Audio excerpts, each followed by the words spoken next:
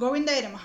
సికింద్రాబాద్ మహంకాళి అమ్మవారి బోనాల జాతర సందర్భంగా అక్కడ రంగము భవిష్యవాణి చెప్పిన స్వరలత అమ్మగారికి కూడా నేను నమస్కారం చేస్తున్నాను. ప్రతి సంవత్సరము ఆమె చెప్పే భవిష్యవాణి నేను చాలా భక్తి శ్రద్ధలతో వింటాను. సోషల్ మీడియాలో అప్లోడ్ చేసినాక అందరిలాగే లాస్ట్ ఇయర్ కూడా నేను వీడియో చేయడం జరిగింది. ఈ సంవత్సరం కూడా మాట్లాడుతున్నాను. కారణం ఏంటంటే పోయినసారి అమ్మవారు ఏం చెప్పి బాధపడిందో ఈసారి కూడా అదే చెప్పి బాధపడుతుంది. సమాజంలో మార్పు రావాలి అని అమ్మవారు కోరుకుంటుంది. పాప భారం బాగా పెరిగిపోతుంది. భరించే స్థితిలో అమ్మవారు లేదు. అయినా సరే తన పిల్లలు కాబట్టి తను కడుపులో పెట్టుకొని దిగమింగి ఈ పాపాలని భరిస్తూ వస్తుందన్నమాట. మనందరం కూడా అర్థం చేసుకోవాలి. నాకు చాలా బాధ అనిపించింది. అమ్మవారు ఒక హెచ్చరిక చేశారు. ఖచ్చితంగా ప్రతి ఒక్కరూ తెలుసుకొని తీరాలి, ఆచరించి తీరాలి. ముందు ఈ సంవత్సరం భవిష్యవాణిలో అమ్మవారు ఏం చెప్పారో ఒకసారి తెలుసుకుందాం. బాలవచ్చలు సరి అయిన దారిలో నేను పెడుతున్నాను అని తల్లిదండ్రులు మాత్రం ఊరు మీద వదిలేస్తున్నారు. మీరు మాత్రం అహంకారం ఎక్కువైపోతుంది. మీకు అది తగ్గించుకుంటే మంచి. బాలవచ్చల్ని నేను కాపాడుతూనే ఉంటాను. మీది కూడా ఉండాలి. పోయినసారి కూడా అమ్మవారు ఇదే చెప్పి బాధపడడం జరిగింది. అది కూడా ఒక్కసారి విందాం. నా బిడ్డలనందరినీ నేను కడుపులో పెట్టి నేను కాపాడుకుంటున్నాను బాలక్క. కానీ తల్లిదండ్రులే కాదు, బాలలందరినీ విచ్చలవిడిగా మీరు వదిలేస్తున్నారు. అయినా కానీ నేను మాత్రం కడుపులో పెట్టుకొని కాపాడుకుంటూ వస్తున్నాను. కానీ ఏటేటుగా అర్థమైంది కదా అమ్మవారు అని చెప్పారు. ఇది పోయిన సంవత్సరం 2025లో భవిష్యవాణి. మనమేమో సోషల్ మీడియాలో చూపించిన పూజలన్నీ కూడా తెగ చేసేస్తాం. నవరాత్రులు వస్తే 9 రోజులు 9 చీరలు ఎలా కట్టుకోవాలి, 9 రకాల డిజైనర్ జాకెట్లు ఏం కొనుక్కొని వేసుకోవాలి, తాంబూలము రిటర్న్ గిఫ్టుల్లో ఏం పెట్టాలి, అమ్మవారి గాజులు మాల వేయాలా, గవల మాల వేయాలా, ఇంకేమైనా వేయాలా, ఏం వేస్తే అమ్మవారి సంతోషం కలుగుతుంది, కోరికలు జరుగుతాయి. ఈ సోషల్ మీడియా వెంపర్లాటలో మనం ఉంటాం. కానీ అమ్మవారు అసలు ఏమీ ప్రస్తావించడం లేదు. నేను చాలా జాగ్రత్తగా ఈ భవిష్యవాణి పలుకు వచ్చిన ప్రతి సంవత్సరం శ్రద్ధగా వింటాను. పోయినసారి అమ్మవారు ఇదే చెప్పింది.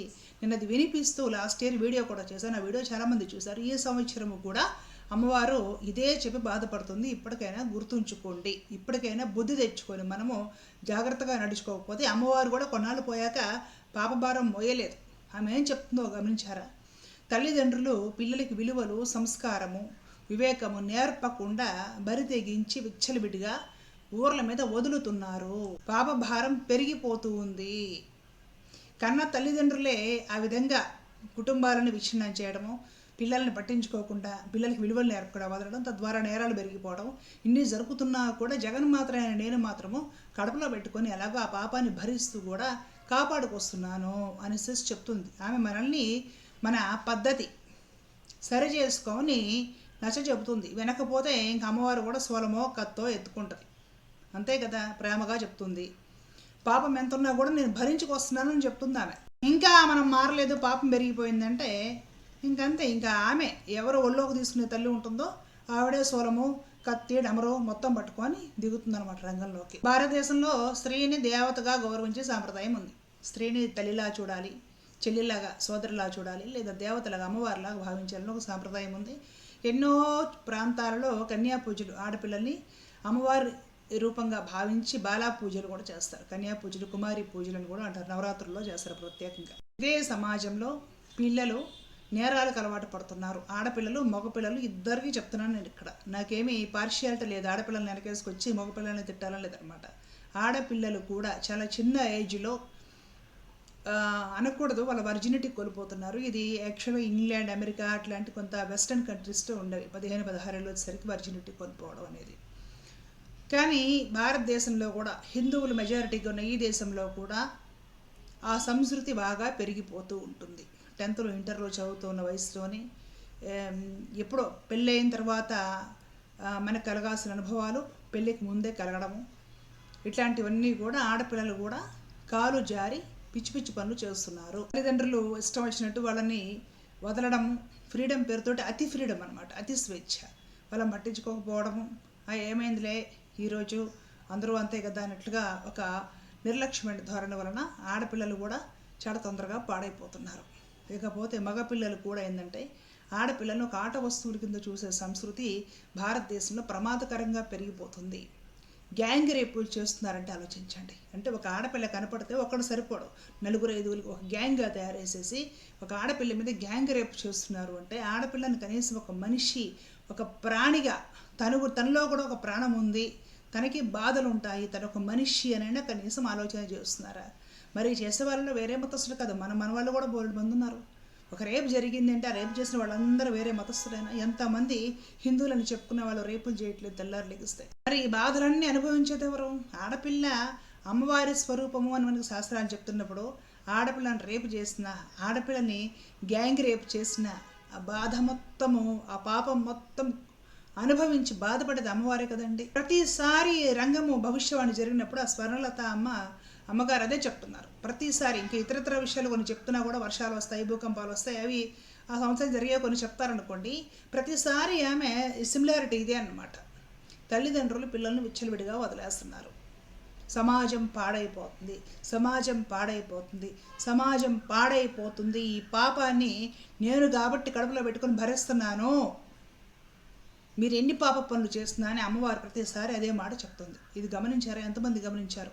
నేనైతే పోయిన సంవత్సరం అదే గమనించాను, ఈ సంవత్సరం అదే గమనించి చాలా బాధపడ్డాను. అమ్మవారు దేనికి క్షోభపడుతున్నారో ఆలోచించండి ఒకసారి. నాకు నగలు చేయించండిరా, నాకు వారానికి 9 రోజులు నవరాత్రులకి 9 పట్టు చీరలు పెట్టండి, కొబ్బరికాయలు కొట్టండి, అవేం అడగట్లేదు ఆవిడ. సమాజం బాగుండాలి, సమాజం సంస్కరించబడాలి, పిల్లలు బాగుండాలి, పిల్లల్లో నైతిక విలువలు పరివర్తన అనేది, అవివేకము అనేది చాలా స్ట్రాంగ్గా ఉండాలి.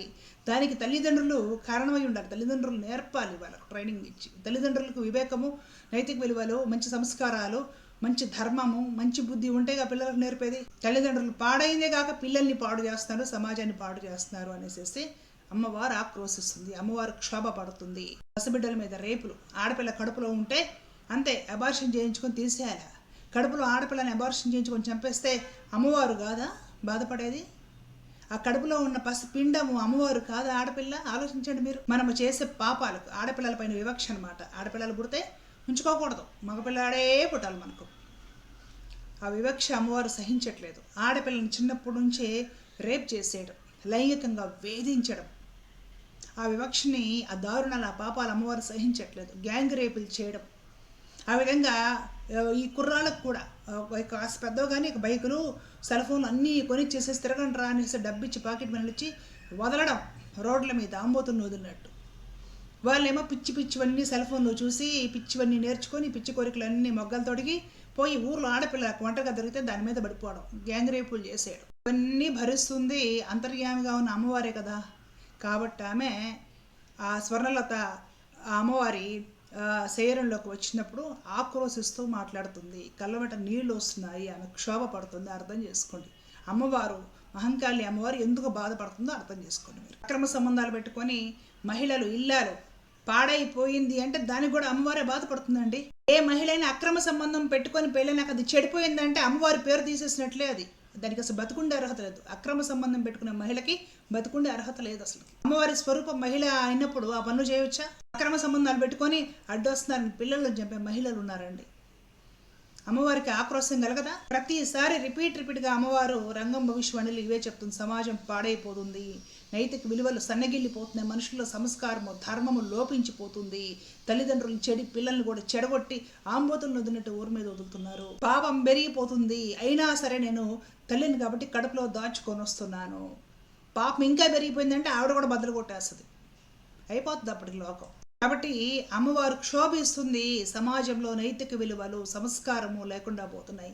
ఒక మనిషి అంటే విలువ లేకుండా పోతుంది. ఆడపిల్ల అంటే విలువ లేకుండా పోతుంది. ఆడపిల్ల అంటే ఆట వస్తువు. ఎవరైనా ఎక్కడ ఆయన జాబ్ చేసే చోట, పని చేసే చోట, చదువుకునే చోట ఆడపిల్లల మీద వివక్ష, వాళ్ళ శరీర భాగాలను ప్రత్యేకంగా చూడటం, వాటిని అనుభవించాలని కోరుకోవడం, వాళ్ళపైన రేపులు, లైంగిక దాడులు, గ్యాంగు రేపులు, వాళ్ళని చంపేయడం. అంతమంది బాధపడుతుంటే అంతమంది రూపాల్లో ఉన్న జగన్మాతే బాధపడుతుందనేసి సమాజం గ్రహించాలి.